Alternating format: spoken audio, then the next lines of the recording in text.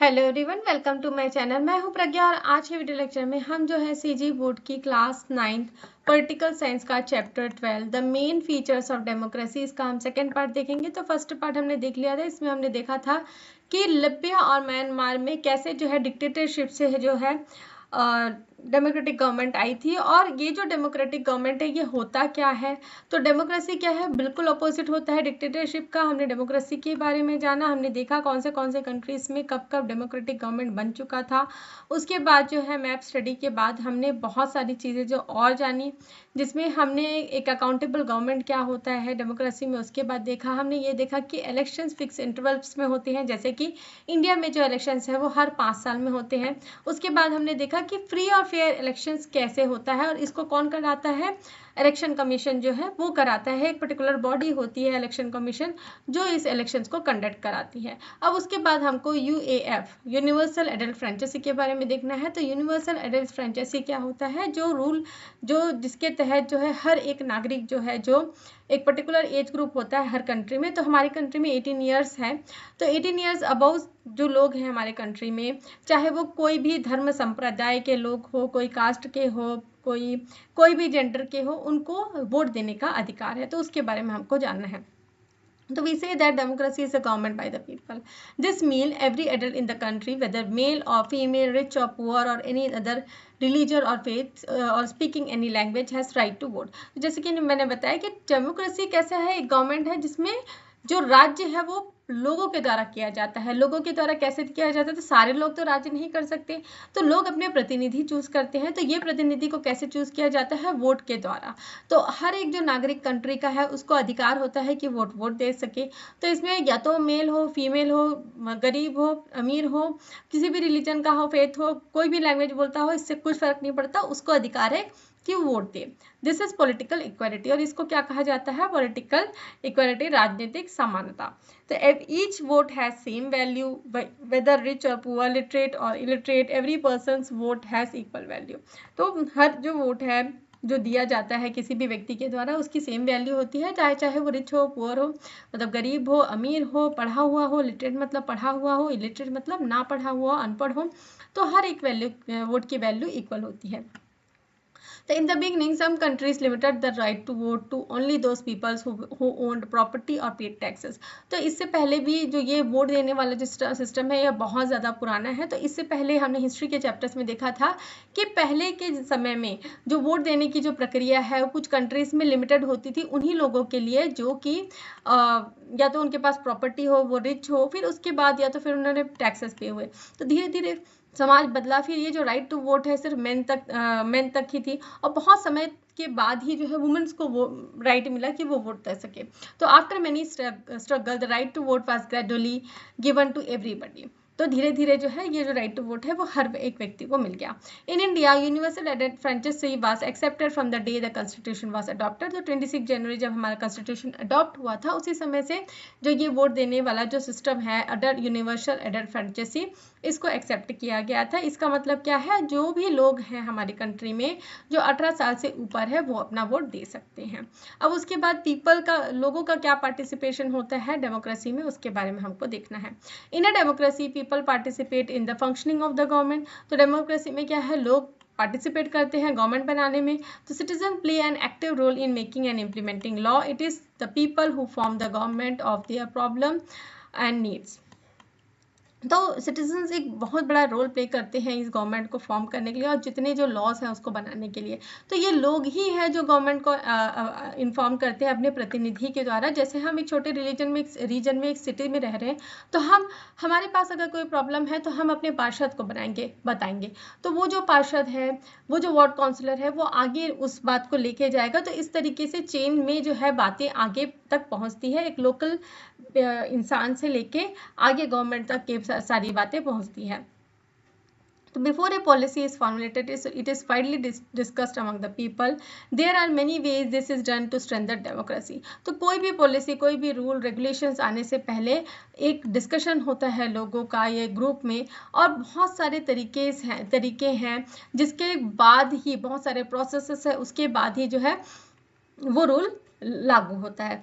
और इससे क्या होता है, और ऐसे बहुत सारे तरीके हैं जिससे जो डेमोक्रेसी को स्ट्रेंथ मिलता है। People write articles in the newspaper, present memorandums to the government about the proposed law और पॉलिसी। तो इस ये गवर्नमेंट तक कैसे पहुंचती है? तो लोग आर्टिकल्स देते हैं न्यूज़पेपर में जो ज़्यादा से ज़्यादा जन समूह तक पहुंचे। और आज के डेट में सोशल मीडिया एक बहुत बड़ा इंपॉर्टेंट जरिया है जिससे हम अपनी बात जो है सरकार तक पहुंचा सकते हैं। और या तो मेमोरेंडम्स भी दिए जाते हैं। मेमोरेंडम्स मतलब एक लेटर जो है बार बार मतलब याददाश्त के लिए दिया जाता है, उसे मेमोरेंडम कहा जाता है। दे participate in discussions on television and internet. तो जैसे कि वो पार्टिसिपेट करते हैं टेलीविजन और इंटरनेट्स में अगर कोई पर्टिकुलर टॉपिक है उस पर, और या तो फिर वो सेमिनार्स लेते हैं, वर्कशॉप्स लेते हैं, या तो मीटिंग करते हैं जो कॉमन पीपल है।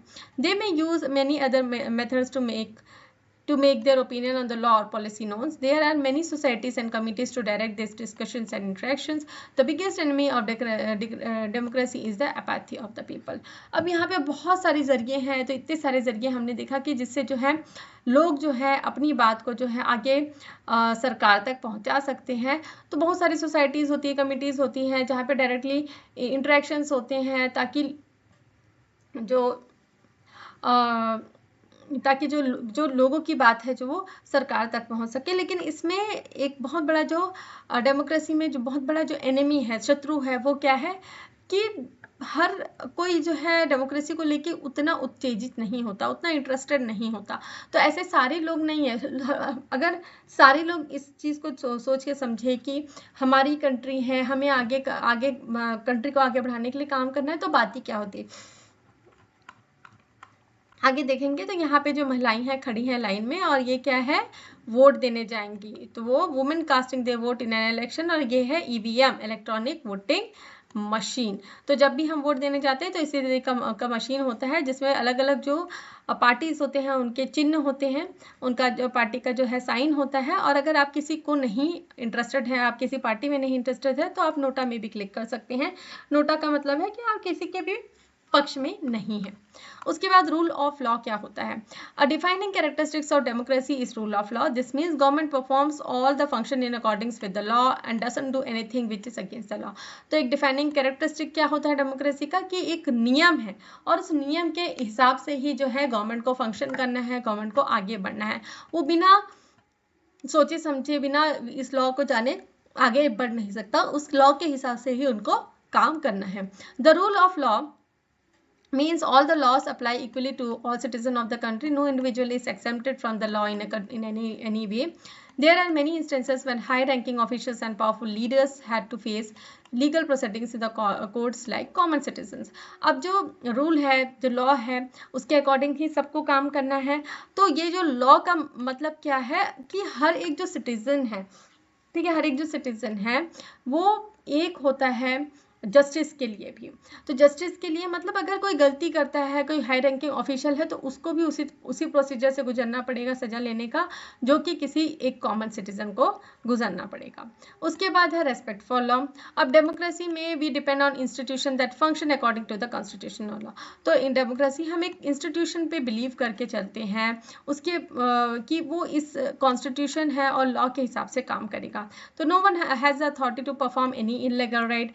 Respecting this principle means respecting the law. तो किसी के पास भी अथॉरिटी नहीं है कि वो कुछ भी गलत अपराध करे। तो ये जो रेस्पेक्ट करने का जो प्रोसेस है, जिसमें हम ये रेस्पेक्ट करके चलते हैं कि हम कोई अपराध नहीं करेंगे, हम लॉ का रेस्पेक्ट, तो यही रेस्पेक्ट होता है प्रिंसिपल्स का। तो democratic government cannot act arbitrarily just because it has been elected to power। तो अपनी मन मर्जी, अपने तरीके से, मनमानी के तरीके से जो डेमोक्रेटिक गवर्नमेंट नहीं काम कर सकती कि भाई हम तो पावर में आ गए, हमको तो लोगों ने इलेक्ट कर लिया, तो हम अपनी मनमानी करेंगे। नहीं, ऐसा नहीं चलता है। सरकार गिर जाती है, उस समय गिर जाती है मतलब उस सरकार को हटा दिया जाता है।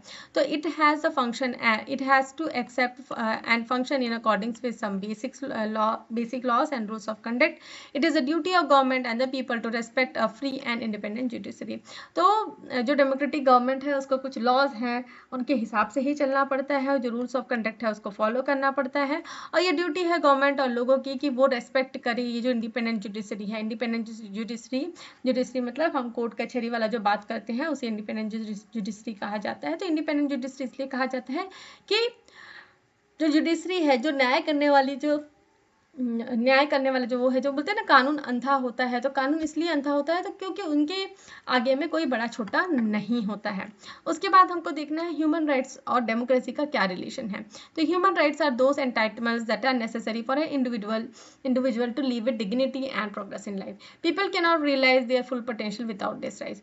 तो ह्यूमन राइट्स क्या होते हैं? वो राइट्स होते हैं जो कि एक इंसान को ज़रूरी है, ठीक है। वो एंटाइटमेंट्स होते हैं, एंटाइटमेंट्स मतलब वो जो गाइडलाइंस होते हैं जिसके अकॉर्डिंग जो है एक इंडिविजुअल अपनी डिग्निटी और अच्छे से रह सके, प्रोग्रेस कर सके लाइफ में। तो लोगों को ये वो नहीं कर सकते कि मतलब, तो ये जो अपने आप को जो है अगर हमको पहचान के रखना है तो हमको उन राइट्स को भी पहचान के रखना बहुत ज़रूरी है। तो हम आत्मनिर्भर होना चाहते हैं, हम चाहते हैं कि अपना लाइफ अच्छे से जिए, तो हमको ये राइट्स के बारे में पता होना चाहिए। तो क्या क्या होते हैं rights? They are bestows this right in the democracy. तो उनको पता होना चाहिए इस राइट के बारे में। तो राइट क्या क्या होता है? राइट टू एक्सप्रेस, अपने ओपिनियन को एक्सप्रेस करना, क्वेश्चन करना, डिबेट करना, डिस्कस करना, right to form association and other human rights are what given democracy strength and legitimacy. तो यही होता है कि मतलब हमको सारे राइट्स हमको पता होना चाहिए। जैसे कि हम अपनी जो बात है, अपना जो ओपिनियन है उसको रख सकते हैं, हम किसी को भी क्वेश्चन कर सकते हैं, हम डिबेट कर सकते हैं, वाद विवाद कर सकते हैं, कुछ डिस्कस कर सकते हैं, हम कुछ एसोसिएशन फॉर्म कर सकते हैं। और यही जो है ये सारे जो राइट्स है डेमोक्रेसी के अंदर आते हैं। तो राइट्स ऑफ माइनॉरिटीज, माइनॉरिटीज क्या होते हैं? वो कम्युनिटी होते हैं जिनकी जनसंख्या कम होती है। जैसे कि अगर हम भारत में देखें तो भारत में मेजॉरिटी में कौन है? हिंदूज होते हैं। और माइनॉरिटीज में देखें तो मुस्लिम्स है, क्रिश्चियंस है, सिख्स है, तो ये माइनॉरिटी कम्युनिटीज में आती हैं। तो in most countries there are small population of people of certain race, religion, community, language, colour, religion, sex और पॉलिटिकल थॉट। तो ऐसा होता है ना हमारी कंट्री, मतलब हर कंट्री में, ठीक है, कुछ ऐसे लोग होते हैं जो कम तादाद में होते हैं, जिनकी पॉपुलेशन कम होती है, तो उनका रेस अलग हो सकता है, रिलीजन, कम्युनिटी, लैंग्वेज अलग हो सकता है। तो ये जो पॉपुलेशन है इनको क्या कहा जाता है? माइनॉरिटीज कहा जाता है। तो most countries are ruled by people belonging to majority community. अब जो कंट्री है वो रूल कौन करता है? मेजॉरिटी कम्युनिटी वाले लोग ही अधिकतर करते हैं। तो democracy does not mean uniformity. Democracy का मतलब नहीं होता है कि मतलब बस पूरा यूनिफॉर्मिटी हो। तो वो डाइवर्सिटी एक्सेप्ट करता है सोसाइटी में, कि भाई डेमोक्रेसी का मतलब ये कि हमारा इंडिया है तो हिंदू राष्ट्र के ही लोग रहेंगे, ऐसा नहीं है। तो डेमोक्रेसी में डाइवर्सिटी होती है सोसाइटी में। तो रेस्पेक्ट करना ओपिनियंस का, जो माइनॉरिटी है उनका डेमोक्रेटिक वैल्यूज को अपनाना। तो माइनॉरिटीज को गारंटी करके रखता है कॉन्स्टिट्यूशन में, कुछ राइट्स दिए हैं, कुछ प्रिविलेजेस दिए हैं, ताकि जो माइनॉरिटी कम्युनिटीज है वो अच्छे से हमारे देश में रह सके। उसके बाद डेमोक्रेसी एंड इंक्लूसिवनेस। तो डेमोक्रेसी में जो government is formed on the basis of majority. तो जैसे कि हमने देखा डेमोक्रेसी है उसमें गवर्नमेंट जो है मेजॉरिटी के बेसिस में फॉर्म होती है। अब इंक्लूसिवनेस मतलब वो हम दूसरे प्रांत के लोग को भी अपने अंदर में रखते हैं, अपने कंट्री के अंदर में रखते हैं, अपने कंट्री में रखते हैं। Even if there are differing and dissenting views, decisions take on the basis of majority views is accepted, but such decisions are not inclusive. अब भी इतने अलग अलग लोग रह रहे हैं, अलग अलग व्यूज हैं, तो डिसीजंस जो है वो मेजॉरिटी जो बोलती है उसको ही एक्सेप्ट किया जाता है। लेकिन ये जो डिसीजन है वो कभी एक तरफा नहीं होता, एक कम्युनिटी से नहीं आता। तो minorities often feel a sense of alienation. तो माइनॉरिटीज को हमेशा से ऐसा लगता है कि थोड़ा सा उनको मतलब अलग रखा जा रहा है या अकेला रखा जा रहा है। तो democracy need to foster inclusive process. इसलिए डेमोक्रेसी जो है फॉस्टर मतलब बढ़ावा देती है कि वो उनको इंक्लूड करके रखे अपने साथ में। तो इंक्लूड करके रखना चाहती है कि माइनॉरिटीज का भी पार्टिसिपेशन हो डेमोक्रेसी में, हमारी गवर्नमेंट को फॉर्म करने में। They should not feel left out. तो उनको ऐसा नहीं लगना चाहिए कि वो अलग थलग है। So let us understand this with an example. तो हम एक एग्जाम्पल से वो करते हैं। तो बेल्जियम एक स्मॉल कंट्री है, कहाँ? यूरोप में। तो it's society is divided into following ethnic and language group. तो इस सोसाइटी में कौन से ग्रुप रहते हैं? तो 59% जो लोग हैं वो डच बोलते हैं, 40% फ्रेंच बोलते हैं और कुछ जो है जर्मन बोलते हैं। तो mostly live in distinct and separated, अलग अलग रीजन में रहते हैं। तो 80% जो लोग हैं यहाँ पे वो क्या बोलते हैं? फ्रेंच बोलते हैं, जो जहाँ कैपिटल क्या है? ब्रुसेल्स। और 20% क्या है? डच वाले हैं, डच बोलने वाले लोग हैं। तो यहाँ पे 3 कम्युनिटीज जो है ऑलवेज जो है मतलब कॉन्फ्रंटेशन मतलब आगे रहती है हर चीज़ में। तो it was specially true of Brussels where Dutch speaking speakers are in minority. तो हम देख सकते हैं कि डच स्पीकर्स जो है वो क्या है, माइनॉरिटी में है। अब इस सिचुएशन में जो है बेल्जियम ने क्या मेजर्स लिए कि वो इन जो डच स्पीकिंग वाले लोग हैं, जो बोलने वाले लोग हैं, उसको इंक्लूड करके रखे। तो यहाँ पे वो जो पार्ट है वो दिया गया हुआ है। So this shows how sensibly people of Belgium had included people speaking different language in the functioning of government. अब हमको देखना है कि आर्ग्यूमेंट्स क्या है फॉर और अगेंस्ट डेमोक्रेसी के। अगर हम फॉर डेमोक्रेसी की बात करें तो मतलब डेमोक्रेसी के पक्ष में बात करें या डेमोक्रेसी के विरोध में बात करें तो कौन से पॉइंट्स है। तो सबसे पहला पॉइंट है कि democracy is a government of people, hence elections are conducted periodically, it is important for all governments in a democracy to function according to the constitution. तो डेमोक्रेसी क्या होता है, गवर्नमेंट होता है जो लोगों के द्वारा बनाया गया हुआ होता है, और इलेक्शंस जो है वो समय समय पे होते हैं, जैसे कि इंडिया में 5 साल में इलेक्शंस होते हैं। और ये इंपॉर्टेंट है कि जो गवर्नमेंट है डेमोक्रेसी में वो कॉन्स्टिट्यूशन के हिसाब से ही काम करे। अब अगेंस्ट क्या है, the representative in the democracy keep changing, this lead to instability. हाँ, तो भाई जितने भी रिप्रेजेंटेटिव है, जैसे कि 5 साल तक एक गवर्नमेंट को रहना है, तो 5 साल अभी कुछ करना है तो उस चीज़ों को समझने के लिए भी टाइम लगता है।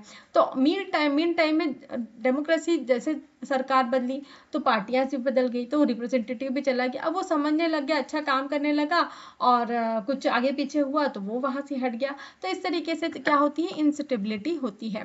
तो wide spread participation of people brings greater transparency, example of ethical function, different views and opinions are accommodated. अब भाई बहुत सारे लोग जो है एक साथ पार्टिसिपेट करते हैं तो ट्रांसपेरेंसी होती है हर चीज़ में, फंक्शनिंग में, और एक साझा फंक्शनिंग होता है, और व्यूज और ओपिनियंस भी एक साथ आते हैं। तो democracy is only about political battles and power play, there is no room for ethical function. तो डेमोक्रेसी को हम क्या बोल सकते हैं कि सिर्फ पॉलिटिकल पार्टीज जो है वो इलेक्शंस में लड़ती हैं, और यहाँ पे कोई भी एथिकल जो है नैतिक, हम बोल सकते हैं नैतिक फंक्शनिंग नहीं होता। So since this government system of government depends on participation of greater number of people, it takes more time to function, but this helps to bring out the merits and demerits of the issue, thereby making it possible to reach better decision. तो जैसे कि हम जानते हैं ये जो system of government है, सो बहुत सारे लोगों का पार्टिसिपेशन रहता है, इसलिए ज़्यादा टाइम लगता है कि हम जो मेरिट्स हैं और डिमेरिट्स हैं, कोई भी इशू है उसके बारे में वाद विवाद जो है वो और बेटर डिसीजन लेने के लिए थोड़ा सा असमंजस होता है। तो डेमोक्रेसी, अगर हम अगेंस्ट में जाए तो democracy making is delayed in democracy because issues are discussed and debate and masses. तो डेमोक्रेसी ये जो प्रोसेस है इसमें बहुत टाइम भी लग जाता है, कई बार डिबेट्स होते हैं, तो ये क्या है, लॉन्ग टाइम टेकिंग प्रोसेस है। तो electoral reforms are helping to reduce the expenses of government functioning. Democracy is constantly processing, the process ensures the maximum protection of citizens right, as democracy is strengthen it deficiency are gradually eliminated. तो election commissions के गठन के बाद elections में और reforms होते जा रहे हैं ताकि जो है इलेक्शन जो है वो अच्छे तरीके से हो सके, एक फेयर तरीके से हो सके। डेमोक्रेसी जो है वो धीरे धीरे प्रोग्रेस होते जा रहा है, लोगों को बहुत अच्छे से अंडरस्टैंडिंग मिल रही है कि हमको कैसे फॉलो करना है। तो जो भी खामियां हैं वो धीरे धीरे क्या होती जा रही है, कम होती जा रही है। तो इलेक्ट्रल बैटल्स जो, तो इलेक्शन में जो बैटल्स होते हैं और इसमें जो खर्चा होता है और इससे बहुत सारा करप्शंस भी होता है। So we have tried to explain the concept of democracy and dictatorship. तो हमने पहले वाले जो चैप्टर था उसमें डिक्टेटरशिप के बारे में जाना, और अभी जो हम डेमोक्रेसी के बारे में जाना हमने। तो हमने क्या देखा, डिक्टेटरशिप में क्या होता है, जो मिलिट्री लीडर्स जैसे कि है लिबिया के गद्दाफी और म्यांमार के जेन नीविन, इन्होंने क्या किया, एक वन पार्टी एस्टैब्लिश की, एक लीडर का रूल बनाया और मेथड्स लगाए ताकि वो गवर्नमेंट को एस्टैब्लिश कर सके। और डेमोक्रेसी क्या होता है, ऑपोजिट होता है डिक्टेटरशिप में, और ये क्या विजुलाइज करता है कि गवर्नमेंट जो है लोगों के रिप्रेजेंटेटिव जो है वो बन के चलाएंगे, और एक वाइड स्कोप, एक मतलब एक बड़ा स्कोप होता है जहां लोग पार्टिसिपेट करते हैं गवर्नमेंट के फंक्शनिंग में। तो डिक्टेटरशिप हमेशा क्या बिलीव करता है कि एक सिंगल पार्टी जो है, एक सिंगल लीडर है, वो पूरे राज्य को चलाएगा, एक लीडर होगा एक गवर्नमेंट में और वो उसी का ही पूरा राज्य चलेगा, और इससे क्या है वो लोगों से दूरी बना लेता है, जैसे कि हमने देखा गद्दाफी इज एन एग्जाम्पल। और डेमोक्रेसी में क्या होता है, एक कलेक्टिव एबिलिटी होती है लोगों की, मतलब लोग एक साथ मिलजुल कर आगे बढ़ते हैं अपने रिप्रेजेंटेटिव चूज करते हैं, डिसीजन मेकिंग में भी वो साथ देते हैं, लोगों का डिसीजन यहाँ पे मायने रखता है। और डिक्टेटरशिप में लोगों का डिसीजन मायने नहीं लगता। तो डिक्टेटरशिप में लोगों के जो राइट्स हैं, सेल्फ रेस्पेक्ट है, डिग्निटी है, उसकी कोई जगह नहीं होती है। और जैसे कि हम डेमोक्रेसी में जान रहे हैं, लोगों के जो राइट्स है उनको बहुत इंपॉर्टेंस दिया जाता है। डिक्टेटरशिप में मीडिया जो है और लोगों की जो पर्सनल फ्रीडम है वो कहीं दूर दूर तक नहीं होती, सिर्फ और सिर्फ गवर्नमेंट का ही दबदबा होता है। और डेमोक्रेटिक जो गवर्नमेंट होता है वहाँ पे कम्युनिकेशन जो मीडिया है वो बहुत इंपॉर्टेंट रोल प्ले करती है। तो डेमोक्रेसी जो है पर्सनल फ्रीडम के बिना काम नहीं कर सकती। तो यहाँ पे हमने डेमोक्रेसी और डिक्टेटरशिप के बारे में भी डिफरेंस देख लिया। तो मैं आशा करती हूँ कि आपने ये वीडियो लेक्चर समझ में आया होगा। वीडियो लेक्चर समझ में आया तो वीडियो को लाइक शेयर करें, कमेंट करके बताएं कि वीडियो कैसा लगा। अगर मेरे चैनल के वीडियोस आपको पसंद आते हैं तो चैनल को सब्सक्राइब कर लीजिए, नोटिफिकेशन को भी ऑन कर लीजिए ताकि जब भी मैं नई वीडियोस डालूँ तो आपको नोटिफिकेशन मिल सके। Thanks for watching.